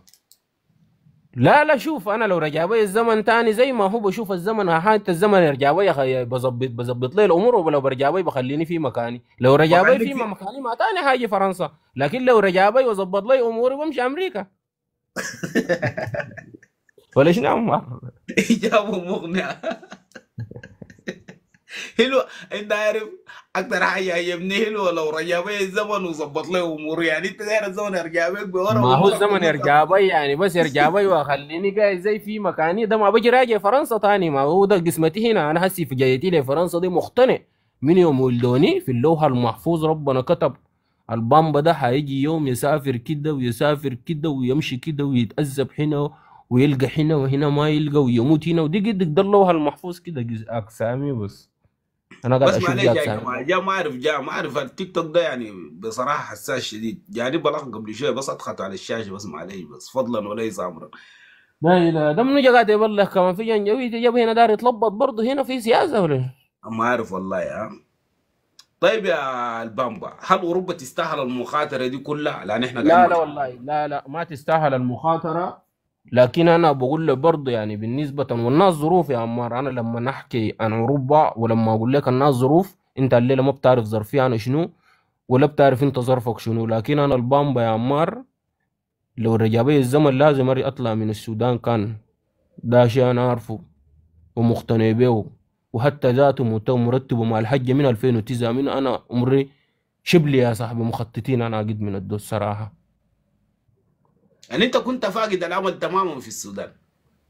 مش فاقد الامل، عارف انا قصه السودان شنو. انا ما قايم شاف الدفعه اللي قدامنا كلهم حاصل لهم شنو، دفعه اللي قدامنا حصل لهم شنو. شايف كده، انا دارس الوضع، انا شايف الحاصل. انا عارف كان برنامجي هيمشي كيف هنا، لانه انا دفعتنا الليله الخريجين ما شاء الله كلهم في السعوديه محاسبين، وبقوا مهندسين شغالين يا عمار في دبي. ناس من اولاد الحله ما شاء الله، عندنا ناس في الانغاز في مربع حلتنا دي، ناس يعني خريجين على مستوى البلد لكن الا جروا برا البلد. وانا بقيت عارف يعني انا اللي قدام ما عندي مثلا الركوز الحاجه اللي اعمل لي مستقبل الا اطلع من السودان. فهمت علي؟ يعني اوروبا تستاهل، يعني اوروبا انت خطيت اوروبا ما تستاهل الحجره والموت والعذاب، لكن بالنسبه للتغيير وضعك تستاهل انت تجعلها. انا بقول للشباب كده يعني الواحد لو لقى طريقه افضل انت ما تتعب. انا ما اعرف واي زول بقسمته. اوروبا انت ذاته جيت هنا ما معناه انت خلاص هتعمل قروش ولا تبقى زول انت واقسامك. انا الحمد لله ان انسترنا في البلد دي يا صاحبي. طيب يا البامبا، احكي لنا عن بدايتك في الميديا وكيف اصبحت واحد من الشخصيات المعروفة في الميديا السودانية. وطبعا التيك توك قلنا انه الفيسبوك انا هنا الصفحه الكبيره طارق بروفو خلاني اعملها بترجمني بالبيفات داك سخن ما جريت عملت صفحه كبيره.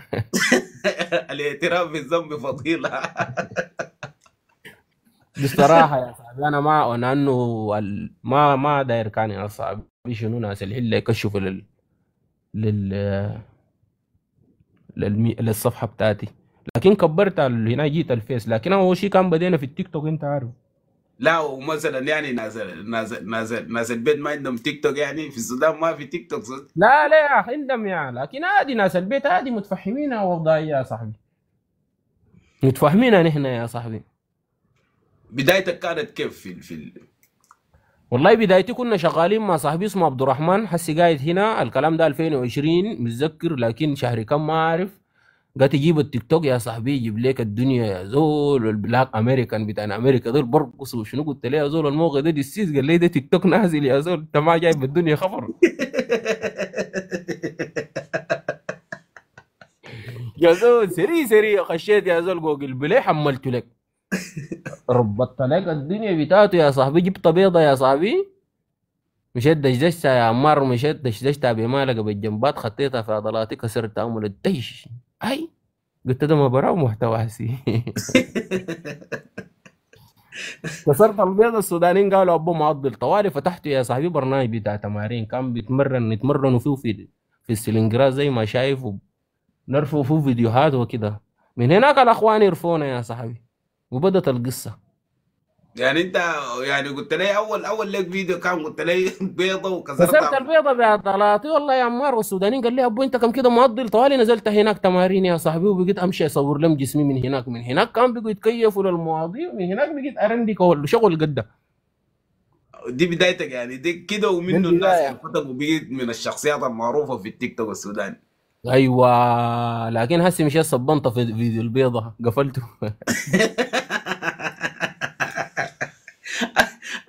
لو ما كده الناس دي هسه جد بتجري دير تشوف اول فيديو. لا حول الله يا اخي، فيديو البيضة ده اول فيديو دسيته يا صاحبي.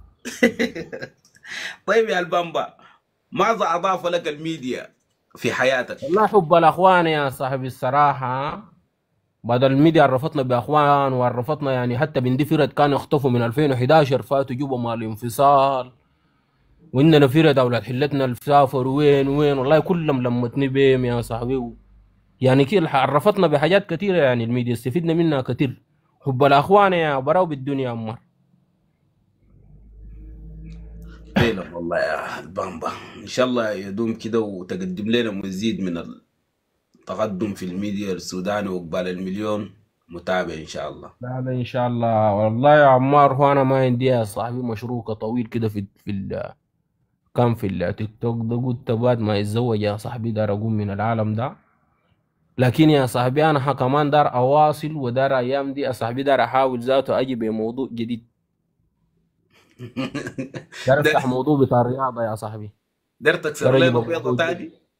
لا لا، دار انزل هاي بس يعني فيديوهات تحفيزيه للشباب يتمرنوا كده، لا التمارين لا ما لا لا سهله لا، انا يعني والله يا الشغل البامبا العقل واحد هم من هنا، انت الناس، يعني عارف انا الاكل واحد بتاعهم ده من داير الناس، انا تمارين انا يعني. انا بشجعك تستمر في المحتوى، وبالذات في الميديا والله يا مان. لانه انت واحد من الناس يعني كلامك كله مركز ومفهوم، ورسالتك قاعد تصل بسرعه. يعني من خلال كلامك كده محتواك ما شاء الله صراحه والله يا البامبا. تتذكر والله تسلم اول يا مره عمار يا اخي. اتلاقينا كان في مارسيليا. زمان ده انا كنت صاروخ هاي جديد. اساسا. صاحبي قال لي عمار ما صاحبي ادريس قام قال الزمن لي ذاك يا أخي الغريب انا ماشي مصيف يا عمار كان. صاحبي قال لي يا اخي انت بتعرف الزول ده؟ قلت له يا زول انا الزمن ده ذاته كان ما بعرف تيك توك بالمناسبه يا مان. قال لي ده ما مشهور في التيك توك. قلت له مشهور في التيك توك؟ قلت له يا زول انا التيك توك ده شنو؟ انا ذاتي ما بعرف حاجه باكله ولا بشربه، انا ذاتي ما اعرف يا مان. هاي يا هو تقوم لي فيها جيتوا زمن، زي لي فيها سبع فرق زمن كده. بعد. في الشهور القليله اللي فاتت دي بعد انا راجعت للصور القديمه ديك حتى اللي عرفت ده انت يا البابا، تصدق؟ هاي لا لا، انت كان ما جيت جيشك بتاع كالي ذاك جيش مولي يا زول، كالي ما دولة لا الزمن حقيقية ذاك ما كان يعني. يتلاقينا في مارسيليا، الزمن ده كان يا دوب جاي من ما هي من ما انتوا ايطاليا قابلنا تنزل. في مارسيليا معاكم، ما انتوا 7 نفر انا متذكر مشيتوا كالي كلكم من هناك. صح صح بالضبط كده. طيب يا ايوه في صح البامبا، متذكر هل لها. هل شخصيتك في الميديا نفس شخصيتك في الواقع؟ لا لا، شخصية البامبا في الميديا تختلف من الواقع. الاختلاف في شنو؟ في الفوضى انا فوضجي شوية بعض مرات. في الحقيقة. اه في في الميديا قاعد تحترم. لانه الحجة هي شنو، لو وروها فيديوهات امي شوف انا يعني فعلا متفق مع امي واي حاجة، لكن لو جو وروها مثلا مليات كده يا صاحبي وزي الزالة شين يا صاحبي. ونحن انت عارف امهاتنا الكبار ده اغلبهم عندهم ضغط وعندهم سكري وعندهم شنو. وهي في الميديا يا صاحبي التاريخ هنا بلدنا ديك يا زول كلها اراسل اي البومبا الليله اي اي. بيجوا جارين جري بالتليفون.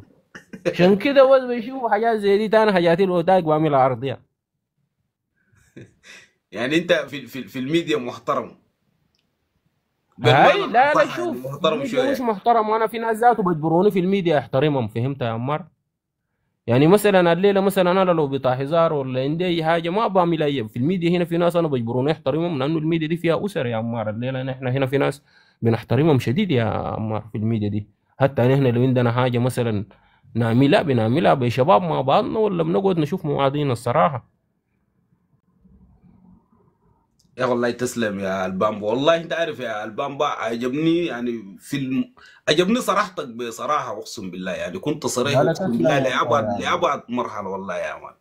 يعني صريح لا لا، انا شديد والله والله يا في البامبا. الميديا براي، وفي الحقيقه براي، ودي حقيقه يا صاحبي، لانه انا في الميديا بيحترم الاسر وبنحترم الناس، لكن انت ذاتك يمكن عارفني يا عمار انا في الميديا كيف وفي الحقيقه كيف.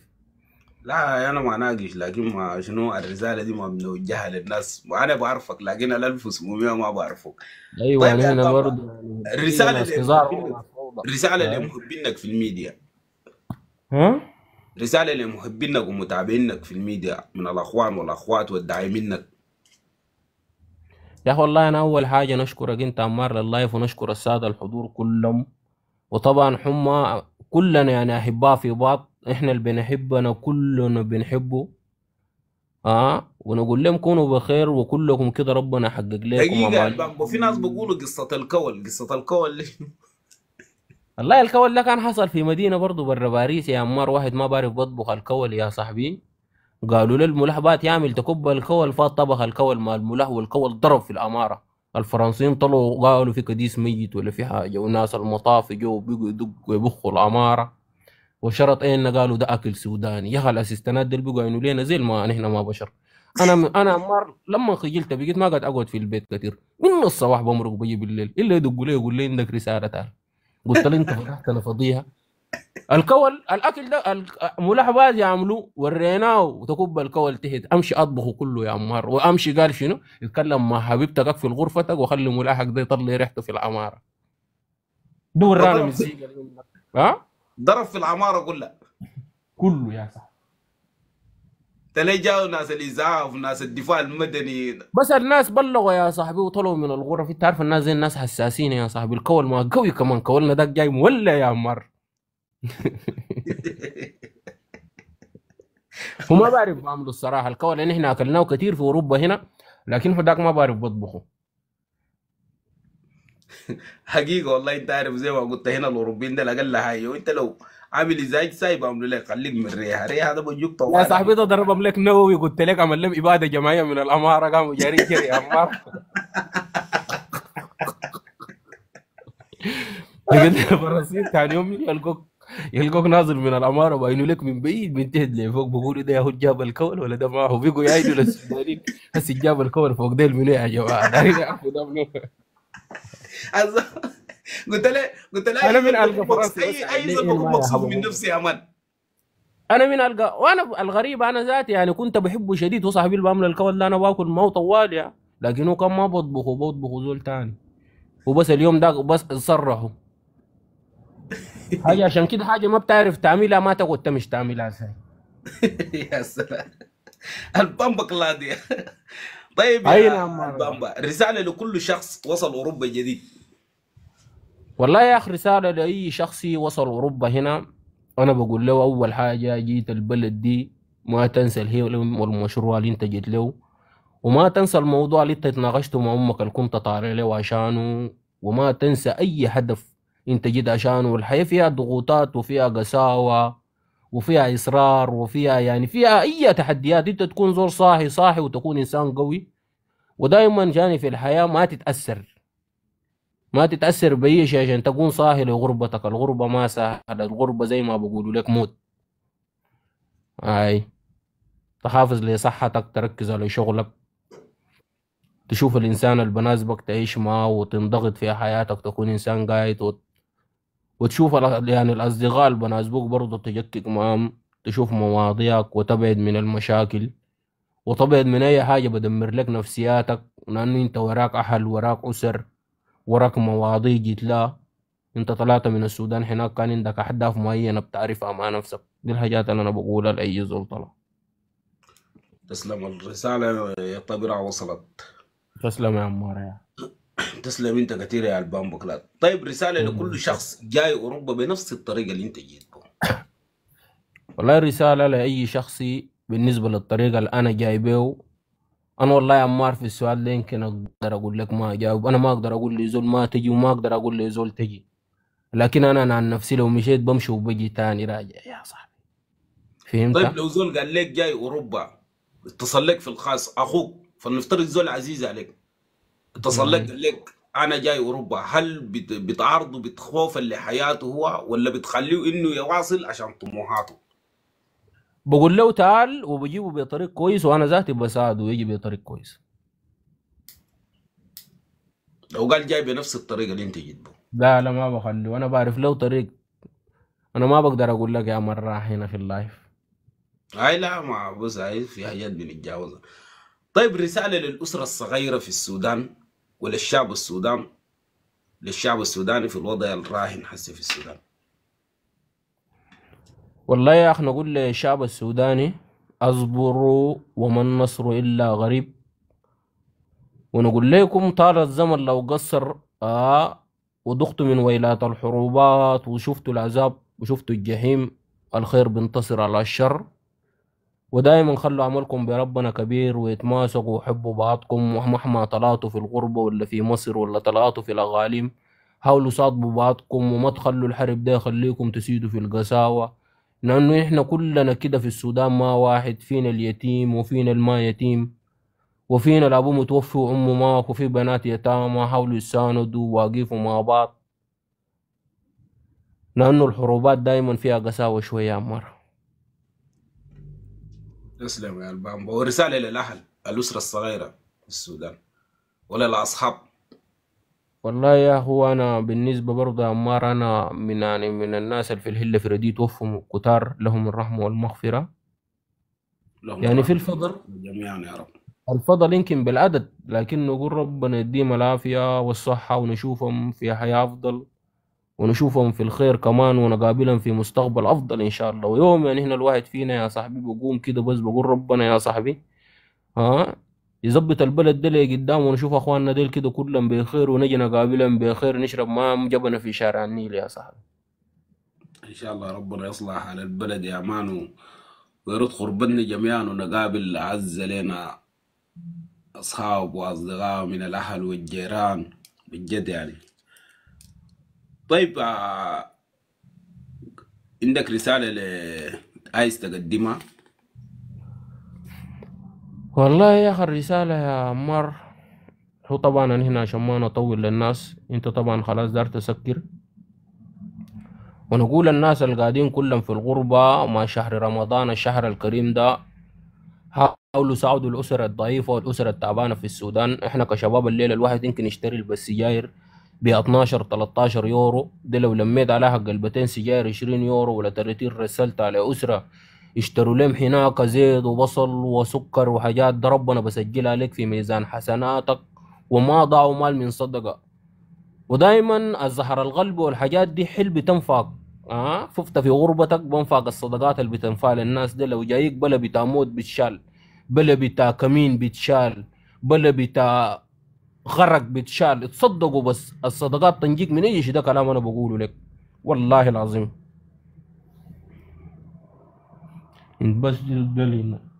تسلم يا البامبا. طيب كده نحن وصلنا لنهاية الحلقة. الرسالة للناس اللي في البث، للأخوان والأخوات، ولناس التعليقات الإيجابية والناس اللي قاعدة تكبس في الشاشة من جبال.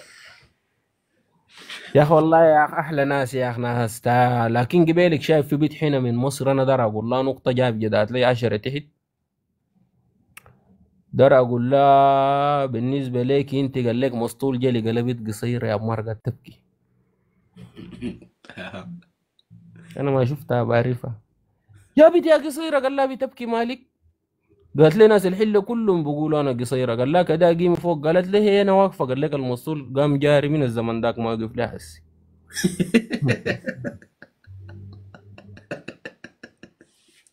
الله الله الله البامبا، انت ظل ظريف شديد، واللقاء كان معك ممتع والله صراحة ممتع، حتى ما حسينا بالزمن يعني. يا اخي انت والله تسلم يا يا عمار يا صاحبي، اكون بخير يا والله مان. والله بجد يعني لقاء كان ممتع وكله مليان يا والله صاحبي شرفتونا الدرامات يا ومواقف صاحبي يا مان. ظريفة يا مان. والله ما حسينا بالزمن ذاته يا البامبا. الله تسلم يا عمار، يديك العافية يا صاحبي. والله انت بتسلم كتير يا مان، وربنا يرد خربتنا جميعا، وان شاء الله كده يا صاحبي وضعك يعني يتحسن للافضل وافضل كمان، وبال الجنسيه الفرنسيه بما ان انت بتحب فرنسا والخال ماكرون. طبعا اكيد انت حسي اديت صوتك، لو كان في طريقه يعني عادي بتصوت لماكرون للمره الثالثه عادي، صح؟ يا زول بقيف معانا نحن كسودانيين هنا، وبساندنا في علاجاتنا وفي صحتنا وفي تعليمنا، وبخلينا نشتغل، وبخلينا نقف مع حالنا، وبخلينا نتحرك نضيو صوتنا بكل قوة. يا اخي في ناس شنو في ناس الزلمة من كده؟ جبال قاعدين بيقولوا قبل ما نقفل، قال انت قال قصه المترو دي شنو كمان انت يا الفام بقيت انت عندك جروبات خاصه ولا طبعا يا شنو؟ عمار اخواني هنا قصصنا مع الحاجات دي كثيرة. اما قصة الكوارع دي يا عمار، ده زول شايله، ده ما انا يا صاحبي، عشان الناس ما تقولوا ابو شايل كوارع في المتروهات بتاعت فرنسا يا صاحبي. هو ما عنده جنسية، قال لك يا اخي جنسية اعمل لك فيها مغناطيسية.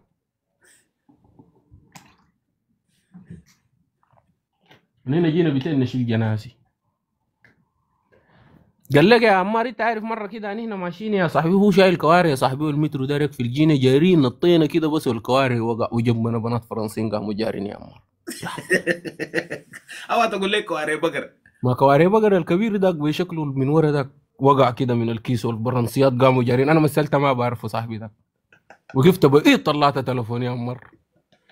صاحبك بيقى ما عارف يرفع الكوارع، بقى قاعد للبنات وداير المحطة تنزل والدنيا برد، قام أرق يا صاحبي من الزعل. بكرها اليوم لأنه أنا اللي قلت له راح نشتري كوارع، وما بحب الكوارع ذاته. ومن هناك شيلته له وقلت له جاتني مكالمة، وده اللي حصل. أنا كم مسألة ما بعرف عشان ما أفضح نفسي مع البنات الفرنسيات. والله اسمع كلامي، تخيلت منظره يا مان. ها ورق قدر ده بيجي واقف بوك، ما عارف انهم زاد منازل قايل ما إنه بقول. سلاح حربيجي صحبانك لا من جرو. بقول بقول الناس دول مصاصين دماء ولا شنو؟ أسمع قايل إنه أربيجي صحبانك قاموا سوجوا من الكوارع يا صاحبي. الله الله يديك، الله يديك الصحة عجيبة مرة واحد. يا أخي التمارين بتاعتكم دي فيها طرائف كده غريبة مرة واحد. البامبا كلاد يا والله يا البامبا اللقاء ما كان جميل نورتونا والله، الليلة جميل الليلة في مرة. لايفكم يا جماعة، وتسلموا يا أخواننا السادة الكرام التهدي يا أخي. منورين تسلم كلكم وكونوا بخير كمان. تسلم تسلم كتير يا البامبا، وإن شاء الله يا صاحبي ربنا يديك طول العمر والصحة والعافية، وتنزل وانت السودان كمان يا كده. عمار ربنا يديك الصحة والعافية ويسكنك الصافية ويديك أمارة ناصفية وتخلي لك الدايرو ويحجج لك والدينك ويزورك المصطفى، ونشوفك كده يا صاحبي يوتيوبر كبير على مستوى العالم يا صاحبي. جمال ويجيب لك اللهم ويجيب آمين أولادك كمان من يعني. السودان ديل يا عمار، يجوا يلعبوا لنا هنا يا صاحبي كورة، يطلعوا لنا الفقر من جنوب الحزام ده يا صاحبي. دولة غايمة بذاتها يا مان. يا دايرين لنا جنة كده من إن يالك دقوا لنا كفر هنا ينكت لنا يا صاحبي. شفت دولتنا دي يبنيها لنا كلها أمارات يا صاحبي. يا ذول إن كورة شاء بس الله ولد يا مان. واحد بس، ولد واحد بس من مناطقنا دي يلعب كورة هنا يطلع لنا الفقر من بلدنا دي. قدام يا مان إن شاء الله يا مان، في القريب العاجل إن شاء الله.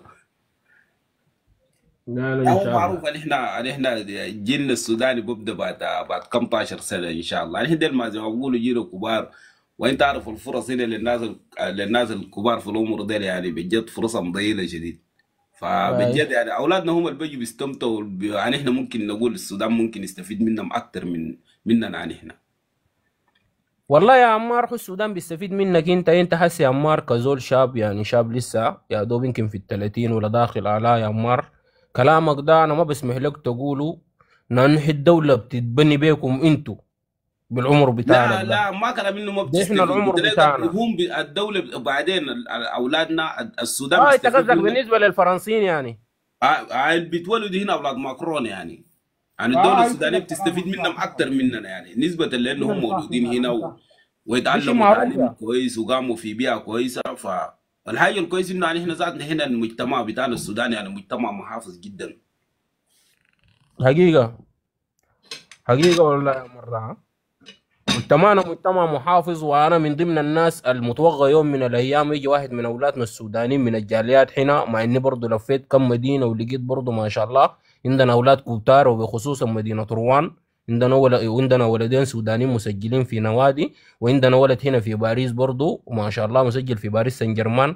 انا برضه ملم يعني باسر كثيره هنا اولادهم مسجلين في نوادي، وبدي من ربنا يقول لنا حاجه في المستقبل الاولاد ديل. والله العظيم السودان ده نصه يطلع منه الفقر. انت شايف الليبه بتاعنا البلد ده يا عمار بصرفوا قروش كيف. يا الله يا جن البامبا. عمره 19 سنه يا صاحبي ما عارف قال عنده كم مليون يورو يا صاحبي وكم مليار. يا إزاكت من بالضبط كده والله يا. ده اللي احنا دايرينه يا صاحبي. لا لا إن شاء الله يا مان، طول ان ما شاء نحن الله قاعدين يا. مع أولاد جون ديل يا صاحبي نصنعها إن شاء الله. ان شاء الله بنصنعه وبتتظبط يا عمار. وزي ما قلت يا صاحبي ان احنا اولادنا هيجوا ينفوا البلد دي، ونحن كان يعني امنياتنا ان اولادنا ينفوا لنا الوطن. لكن بقول مهما ان احنا برضو كشباب كم اولاد في الغربه ما انا نسيم برضو خلاص احنا ولدناهم في الغربه نحكي لهم عن الثقافه الاوروبيه، نحكي لهم عن السودان عن وطننا عن ذاك ارض جدودهم من لازم ينفعوا. حتى الولد لو كبر بقى له شأن كبير في الدوله يقدر يرجع ينفع بلده، زي قصه حسي اللعيبه اللي قاعدين هنا في اوروبا، لعيبه بتاعت الكوره. المنتخب عندك المغربي، المنتخب السنغالي بقى اقوى منتخبات في افريقيا. كيف تجي تمسك المنتخب المغربي ده كله مواليد جاليه اوروبيه يا عمار، مواليد اسبانيا، ناس من رياض محرز، ناس ما اعرف ناس منهم، انه ديل كلهم مواليد بتاعين اوروبا، برجوا بنفوا بلدانهم، ده احنا دايرينه لقدام. بس لكن ضروري نترابط يعني في الايامات الجايه دي، يعني ربنا يجمع شملنا هنا نحن بالاخص، يعني هنا كسودانيين في اوروبا. الناس خلي الحقد والعنصريه والتفرقه اللي حاصله هنا في اوروبا، لانه بجد يعني والله يا عمار حاجه انا محزنه ما شديده اعرف، انا يعني. من ضمن الناس يعني بشوف العنصريه والحقد والمشاكل والكراهيه في اوروبا انت اللي بتجيبه لنفسك. انا حاسس اي مشاكل مثلا حصلت لي في اوروبا دي انا بكون جبتها لنفسي، لانه انا شايف ناس كثيره عايشه ما عندها مشاكل. فهمت؟ صح ولا ما صح يا ليه عمار؟ مثلا انت بتجيبها عشان انت تتجنب بس بتتداخل انت مع الناس؟ يعني انت عمار، تكفي الليله جيت نفسك عليك اوروبا، يعني. جيت اوروبا تشوف الفرد اللي انت بونفو معاك مع حياتك. طبعا احنا قمنا في الحياه دي، مستحيل يا عمار ما تلقى ناس اسلوبهم ما بمشي مع اسلوبك. صح ولا ما صح؟ ده مستحيل، الا لو انت لا انا معناه ما انت بيتكلم اللي لك ما عندك دين، معناه انت اللي ما عندك دين مره واحده. لا انا ما بيتكلم لك في ناحيه التعامل. ناحيه التعامل في السودان انت بتتعامل مع الشخص اللي هو بيتعامل معك يعني. انا مم. بتكلم لك في الترابط بتاعنا، يعني سوداني سوداني خلاص يعني. والله يا ما عمار يكون القصه في دي ما قصه يكون في صعبه. مثلا تفرقه انت زي اللي نحن شايفينه القصه حسي. مثلا يا عمار، قصه مثلا عشان بتاعت توحيدنا مثلا كسودانيين كلنا، يعني قصدك كجاليه. هاي كجاليه والله يا سودانيه. عمار المشكله دي مشكله كبيره جدا، المشكله دي يعني احنا مواجهانا كسودانيين، ودي لازم نشتغل فيها يعني احنا كشباب الجيل القايم ده، والشباب المثقفين اكتر مننا، والشباب اللي قاعدين في الميديا يشتغلوا في الحته دي كتير، حتى انا الشعب السوداني ده يترابط في الحته دي، لانه القبليه صعب يفكها. والله يا صاحبي صعب تتفك منهم. لكن الجيل اللي انا شايفه اتحد، الجيل بتاعنا، الجيل الشباب ده جيل كويس، ده ما عنده العنصريه كتير، نادر ما تلقى فيهم العنصري. لكن من كبارنا، هي جايه من كبارنا يا عمار الحاجه دي، ما من ناس صغار الليله يا عمار، من كبارنا يا صاحبي العنصريه دي جايه. حقيقه والله يا البان، بس ربنا يصلح الحال بس ويصلح النفوس والله يا مان. والله يا البان. حقيقه ربنا بدي العافيه يا صاحبي. شفت الشباب اللي كانوا يقف في القياده العامه، يقف وقفة شعبي سوداني واحد، شباب من كافة أطيافه وشباب من جميع أنحاء الجامعات في السودان، وهتفوا نحو ثورة سلمية، وهتفوا نحو المساواة ونحو العدل في السودان. داق يا هو الشباب اللي بيجي بيجيب دولة ديمقراطية والله. داق يا هو اللي بيجي بيشيل لنا القبيلة من السودان، بيشيل لنا المشاكل من السودان. داك شباب مثقف صح يا مان. شباب السودان الجيل القايم، الجيل يا صاحبي اللي بدأ أول ثورة داق يا هو اللي بيجي بنحي قصة القبلية يا صاحبي. حتى انا القبليه ما قابلتني كثير الا في الغربه هنا في السودان، ما صادفتها كثير نهائي نهائي، وحتى هنا ما صادفتني يعني كده يتأنصروا علي، لكن بشوفها صراحه ما في زول متأنصر علي كده في اوروبا هنا يا صاحبي. ما لقيت عنصريه لا من سوداني لا من ده لا من ده، لكن بشوفها. فهمت؟ يا هي انت هنا بتاع اوروبا هم ما عنصريه يعني ملموسه كده في وشك وكده، لكن من التعامل، انت من التعامل والحياه اللي عايشينه السودانيين، انت بتعرف انه بجد يعني هم محتاجين لشغل جامد عشان نترابط. ايوه. يعني ذاك. حسي لو حصل لك انت سوداني صحيح، حصل لك حاجه هنا بالاخص هنا في اوروبا، لو حصل لك حاجه يعني ما اقول لك ما في ناس بيقفوا معك، لكن عشان الناس يقفوا معك ذاته دي بيحتاج جهد كبير يعني. انا عامل سوي دايرين يعرفوا ده منو وده فلان من وين والله يا مدينته عمار انا وظيفته داير ده. اقول لك حاجه، انا هسي بقول لك ليه برجع وبرجع الليل عمار، الجيل الجديد ده وعندك هسي الشباب الجو صغار، وحتى جيلنا هنا المين كم ده عمار، الناس اللي ما في كانوا يعملوا حاجه. عمار الناس القدام قاعدين 20 و30 سنه في البلد دي، المفروض يعملوا لنا رابطه كسودانيين كلنا، وهم عندهم علاقه مع البريفكتورات مع الاوبرا مع وين، وناس مقدمين قدام ويعملوا لنا وايامات ثقافيه وتراثات كجميع السودانيين، ورابطه تجمعنا كلنا، لان هم ناس متمكنين يساعدوا يجمعوا الحب بيناتنا. فهمت؟ لانه نحن شباب جينا كده طايشين. انا هسه الليله